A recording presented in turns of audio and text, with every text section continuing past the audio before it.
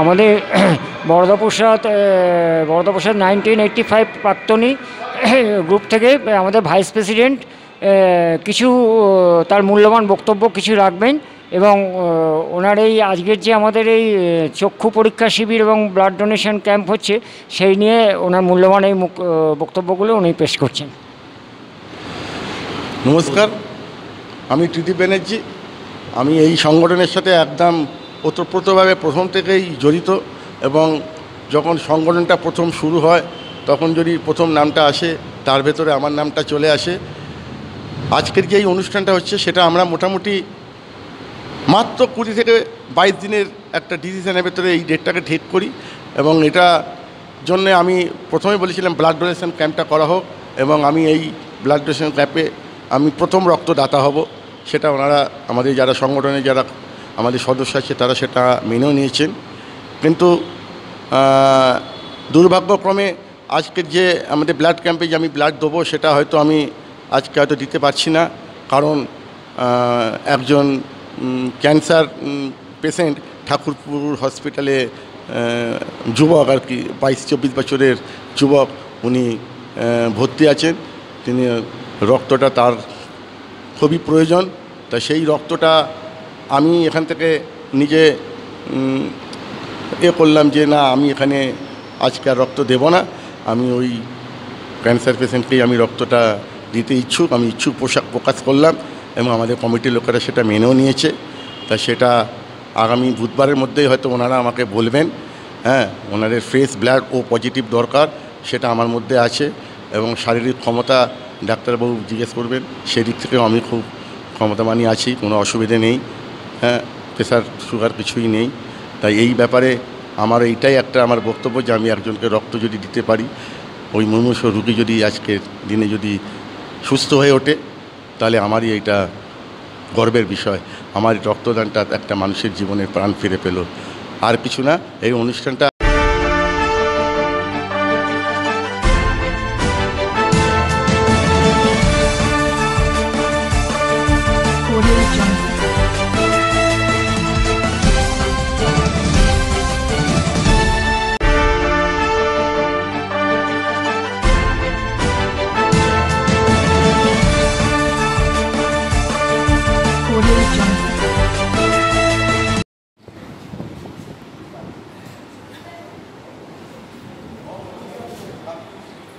আমাদের মধ্যে এসে গেছেন প্রাক্তন পৌরপিতা অভ্র মুখার্জি, এবং সাথে তো আমাদের সবসময় সাথী শঙ্কর ভৌমিক আছেনই। এখন আমরা রূপালী নস্কর।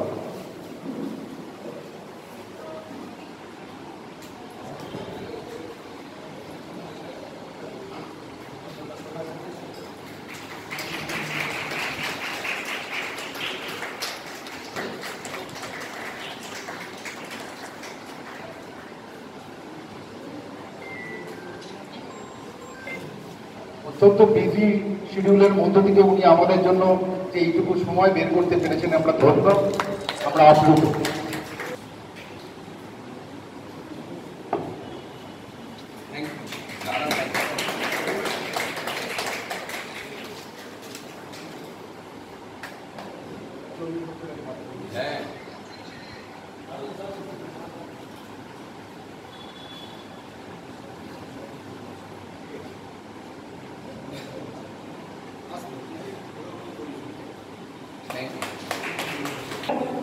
অভ্র আছে, শঙ্কর আছে, আমাদের স্কুলের এখন নতুন যে দায়িত্বে শঙ্কর দায়িত্ব নিয়ে এখানে কাজ করছে। এখানে আজকে সত্যি আপনাদের এই যে প্রাক্তনী বলে যে কথাটা বলা হচ্ছে, তো তাদেরই আজকে এই অনুষ্ঠান, যেটা রক্তদান শিবির। আমরা রক্তদান শিবিরটা এখন একটা অনুষ্ঠানের আকার নিয়েছে, কারণ আগে একটা সময় রক্তদান শিবির যেটা হতো, মুষ্টিমেয় কিছু মানুষ সেখানে থাকতো। আজকে দেখুন আপনাদের মতো মানুষ যারা আজকে প্রায় নিজেদের বয়স অর্ধেক পার করে দিয়েছেন, তো একটা যে যার নিজের জায়গায় সফল ব্যক্তি, তো সবাই মিলে একসঙ্গে এই রক্তদান শিবিরের আয়োজন একটা অনুষ্ঠানের আকার নিয়েছে সবাইয়ের। তার সঙ্গে চক্ষু চিকিৎসা শিবির এবং তার সঙ্গে অপারেশনটাও হচ্ছে। তো এত বড় উদ্যোগ আপনারা নিয়েছেন, তো আমি আমার দিক থেকে, পশ্চিমবঙ্গ সরকারের দিক থেকে সর্বতভাবে আপনাদের সঙ্গে থাকব। আপনারা যখন একটা বড় ইউনিটি করেছেন, আপনারা নিজেরা নিজেদের জন্য শুধু নয়, সমাজের আরও বৃহত্তর মানুষের স্বার্থে নিজেদেরকে নিয়োজিত করার কথা ভেবেছেন। আপনাদের সাধ্যে যতটুকু হয় আপনারা যেভাবে সহযোগিতা করতে চান, আমার দিক থেকে আমাকে যেভাবে বলবেন, আমি আপনাদের পাশে থেকে আপনাদের সঙ্গী হিসাবে আপনাদের সঙ্গে থেকে আমারও কাজ মানুষ সেবা, তো সব মিলিয়ে আপনাদের সঙ্গে থাকতে পারলে রাখলে আরো বেশি ভালো লাগবে আর খুশি হব।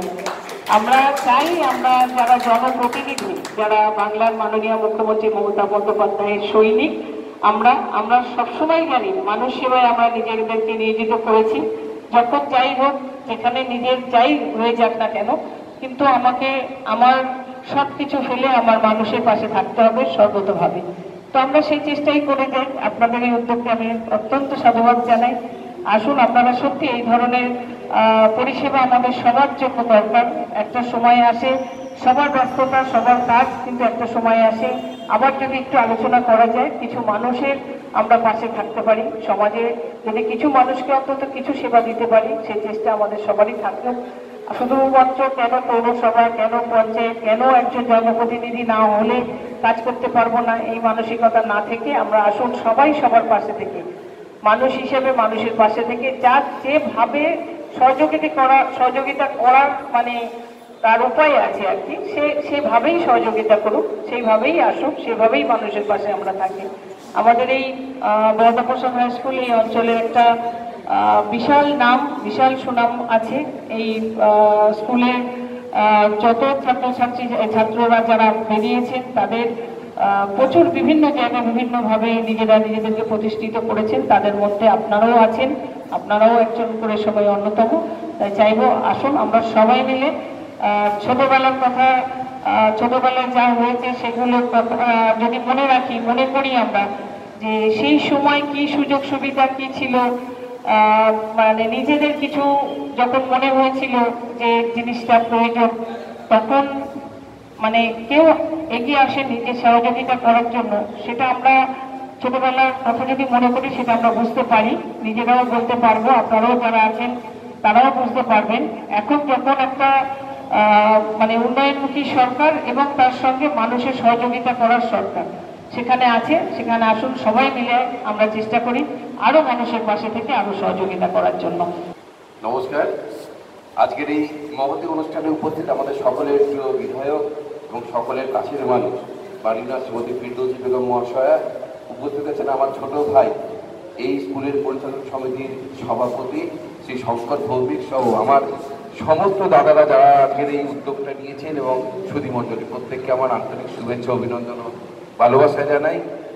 আর সব থেকে বড় জিনিস, আমার দাদাদের কাছে আমি কৃতজ্ঞ যে তারা 85 সালের প্রাক্তনী হিসেবে নয়, একটা সামাজিক কাজে নিজেদেরকে নিয়োজিত করেছেন। এবং একটু আগেই আমাদের মাননীয় বিধায়ক যেটা বললেন যে শুধুমাত্র প্রশাসনিক কাজে যারা নিয়োজিত থাকেন, তাদের বাইরে থেকেও কিন্তু অনেক সামাজিক কাজ করা যায়। তারা এইভাবে নিজেদেরকে নিয়োজিত করেছেন সামাজিক কাজে। আর বিশেষ করে একটা শতাব্দী প্রাচীন স্কুল গড়িয়া বরদাপ্রসাদ, যেটা আমাদের দক্ষিণ শহরতলি, দক্ষিণ কলকাতা বা দক্ষিণ 24 পরগনার একটা অন্যতম স্কুল, তারও নামকরণেই কিন্তু আজকের এই কাজগুলো করছেন, সামাজিক কাজগুলো। তার জন্য আরেকবার তাদেরকে কৃতজ্ঞতা জানাই। আর সর্বোপরি এই মানসিকতা এবং এই কাজকে আমি সার্থক রূপ দেওয়ার জন্য প্রত্যেকে যারা এগিয়েছে প্রত্যেককে ধন্যবাদ জানাই। বর্তমানে আমাদের মাননীয় বিধায়ক বললেন যে রক্তদান সম্পর্কে যত কথা বললেন, শুধু একটাই কথা বলি, জাতি ধর্ম বর্ণ নির্বিশেষে কিন্তু এই মহোৎসবটা আমরা পালন করি। এটা সকলের কাজে যেমন আসে, তাই ঠিক এই মুহূর্তে আমাদের ভারতবর্ষে কিন্তু এক হয়ে চলার কিন্তু একটা প্রতিশ্রুতি নিয়ে আমাদের চলতে হয়। কোনো অবাঞ্ছিত ঘটনাকে রাজনীতিকরণ করে এক না হয়ে এই ধরনের সামাজিক কাজগুলোকে হাতিয়ার করে যদি আমরা এক হয়ে চলি, আমরা আরো সুসংগঠিত হব। এই প্রয়াসকে আমি সাধুবাদ জানাই। আগামী দিনে এই কাজগুলো আরো প্রসার লাভ করুক, এবং সর্বোপরি আমাদের বিধায়ক সঙ্গে রয়েছে এবং লোকাল প্রশাসন সবসময় রয়েছেন আপনাদের সাথে। সামাজিক কাজে, ভালো কাজে সবসময় আমরা একসাথে থাকবো। আজকের এই শতাধিক স্কুল আমরা একসাথে যেমন গড়ে তুলবো, সুন্দর করে তুলবো, এই একটু আমাদের দেখবেন মিড ডে মিলের একটা জায়গা রয়েছে, তার পাশে আর একটা কনস্ট্রাকশন হচ্ছে, এটাও পৌরসভা থেকে করে দেওয়া হচ্ছে। সাইকেল স্ট্যান্ড দীর্ঘদিনের একটা দাবি ছিল, সেটা যেমন করে দেওয়া হচ্ছে। আজকের এই স্কুলের যে চত্বরটা দেখছেন 85 সালের প্রাক্তন শুরু নয়, তারপরেও এটা 2017 সালের পর 2012 সালের পর কিন্তু এই মাঠটা কিন্তু এরকম ছিল না, এই মাঠটাকে করা হয়েছে।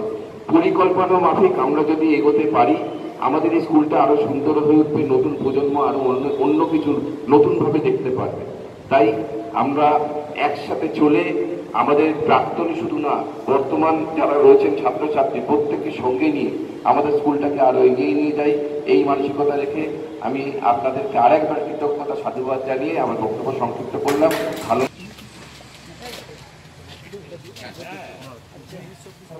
মহাশয়ের গলায় এখন মাল্যদান করছেন মাননীয় বিধায়িকা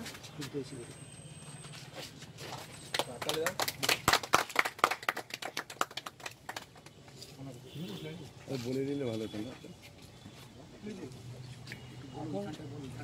এখন বড়প্রসাদ গলায় মাল্যদান করছেন সমাজসেবী এবং প্রাক্তন পৌরপিতা অভ্র মুখার্জি মহাশয়। আমাদের এখানকার অনুষ্ঠান আপাতত এখানেই শেষ। এনাদের এখন আমরা নিয়ে যাব আমাদের মূল অনুষ্ঠানের ওখানে।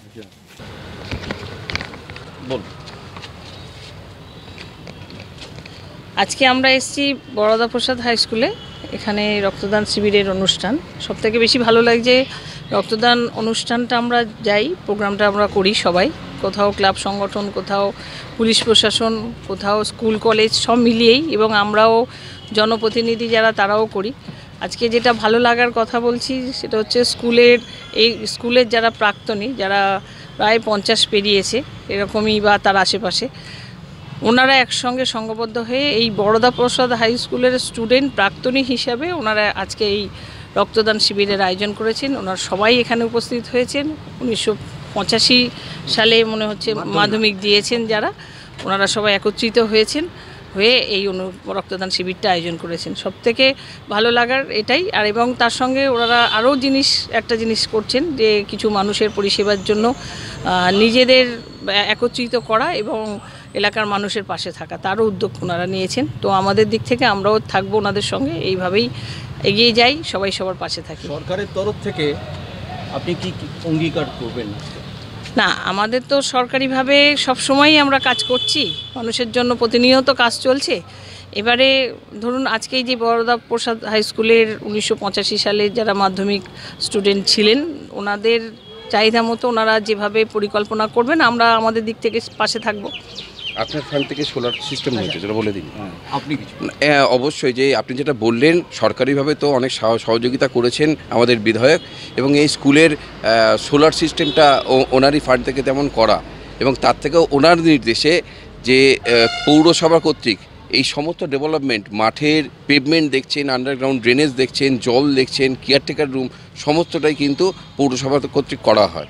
অতএব সরকার সবসময় সঙ্গে রয়েছেন, বিধায়ক রয়েছেন, লোকাল প্রশাসন রয়েছেন, সর্বোপরি প্রাক্তনী শুধু নয়, প্রাক্তনী এবং বর্তমান সবাইকে নিয়ে এবং এলাকার সমস্ত সুধী মানুষকে নিয়ে একটা শতাব্দীর প্রাচীন স্কুলকে আরও সুন্দর করে গড়ে তোলা, এটা একটা বড় মহৎ কাজ। এবং এই কাজটা যেভাবে শুরু করলেন আমাদের 85 সালের প্রাক্তনীরা যেভাবে দেখালেন, সেই পথে অনুসরণ করে আমার মনে হয় আরও সুন্দর হয়ে উঠবে এই স্কুল। এই স্কুল কি আগামী দিনে অন্যান্য জেলার অন্যান্য স্কুলের একটা পথপ্রদর্শক হতে পারে কি? অবশ্যই। এখানে আমাদের স্কুল পরিচালনা সমিতির সভাপতি রয়েছেন। এই বছরের যে মাধ্যমিক এবং উচ্চ মাধ্যমিকের রেজাল্ট হয়েছে, তাতে দেখাই যাচ্ছে যে গত বছরগুলোর তুলনায় এবছর খুব সুন্দর রেজাল্ট হয়েছে, এবং দক্ষিণ 24 পরগনা জেলার মধ্যে এই স্কুল একটা অন্যতম জায়গায় গিয়ে পৌঁছিয়েছে।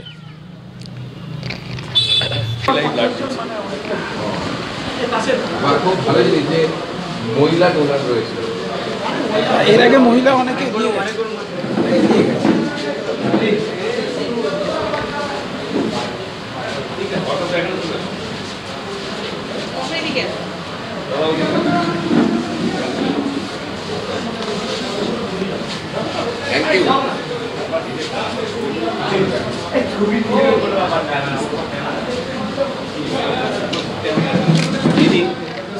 তো অনেক বক্তব্যই আপনি রাখলেন, কিন্তু দুটো বিষয় মনে হচ্ছে স্কিপ করে গেছেন, ওটা নিয়ে যদি না, এই বরদাপ্রসাদ হাই স্কুল একটা সময় যে জায়গায় ছিল তার থেকে অনেক উন্নত। আমাদের সরকার আসার পর 2011-র পর থেকে আমরা আস্তে আস্তে এই জায়গাটা কাজ করেছি, উন্নয়ন করেছি। 11-র পর শুরুতেই আমরা প্রথমে সোলার সিস্টেম দিয়ে স্কুলের ইলেকট্রিসিটি তার যে বিলটা আসতো সেই বিলটা একেবারে মকুব হয়ে গিয়েছে, সেই বিলটাই দিতে হচ্ছে না। তো স্কুলের একটা ফান্ড যেটা ব্যয় হচ্ছিল সেটা কিন্তু তাদের জমা হচ্ছে, এটা একটা যেমন আছে। তার সঙ্গে আমাদের জিম সেন্টার, সেখানে মাল্টি জিম একটা, সেটা ওই 2011-র পরই আমরা এইগুলো করেছিলাম। ইনডোর গেমস, তারপরে এমনি স্কুলের যে পরিকাঠামো যেটা ছিল সেটা তো অনেক অনেক পরিবর্তন, ল্যাবরেটরি করা, তারপরে দেখুন মাঠটাকে কিভাবে সুন্দর করা, তারপরে এখন যে মিড ডে মিল যে এটা হয় খাওয়া দাওয়ার, সেই তার কিচেন, তার খাওয়ার যে জায়গা, মানে এগুলো সব খুব সুন্দর। আপনি যদি পুরো একটু ঘুরে ছবি তুলে নিয়ে দেখান আমার মনে হয় খুব ভালো লাগবে। যদি আগের ছবি থাকতো বা আগে যারা আছেন ওনাদের কাছ থেকে শোনেন আর আমাদের এখনটা যদি শুনে নেন, তাহলে আকাশ আর পাতালের যে একটা পরিবর্তন, এটা ডিফারেন্সটা সেটা বোঝা যাবে, এত উন্নয়ন হয়েছে। মাননীয় বিধায়কের সহযোগিতা এই ঠিক পাশের জায়গাটাই কিচেন গার্ডেন হচ্ছে, আগামী 1 মাসের মধ্যে এটা কমপ্লিট হয়ে যাবে। না পুকুর না, একটু না পুকুরই ছিল, কিন্তু ওটাকে ডিমার্কেট করে এই জায়গাটাকে ইউটিলাইজ করা হচ্ছে। এটা তো ডোবাটা মানে খুব বাজে অবস্থায় ছিল। দিদি, তাহলে কি বলবেন যে 2010 বা 2011-র পরে আমাদের বাংলায় যে উন্নয়নটা প্রয়োজন ছিল, আমরা অভাব বোধ করতাম, সেইটা কি সত্যিই ফিরে এসেছে? মানুষ উন্নয়ন অভাববোধ করেছে বলে 2011-র মানুষ পরিবর্তন নিয়ে এসেছে। আর এই পরিবর্তনের সরকার হচ্ছে মুখ্যমন্ত্রী মমতা বন্দ্যোপাধ্যায় সরকার, আর পরিবর্তনটাকে বদল করে দিয়েছেন। সেই বদলা নয় বলে দিয়েছিলেন যে কথাটা, সেই বদল হয়েছে। আগের জায়গা যদি আপনি 2011-র আগে দেখেন, 11-র পর থেকে আস্তে আস্তে আপনি বদল দেখতে পাবেন। পরিবর্তন তো বহুত হয়েছে, জেলারও পরিবর্তন, সব জায়গায় একদম পশ্চিম বাংলা জুড়েই সাধারণ মানুষ থেকে শুরু করে সবার জন্য পরিবর্তন হয়েছে। আর প্রত্যেকটা স্কুল, প্রত্যেকটা প্রতিষ্ঠান, সব জায়গাতে আমি আলাদা করে লিস্ট করতে হবে আপনাকে বলতে গেলে। এখন আমি স্কুলে আছি যেহেতু আমি স্কুলটাকে বলতে পারি, এখানে প্রচুর উন্নয়ন হয়েছে।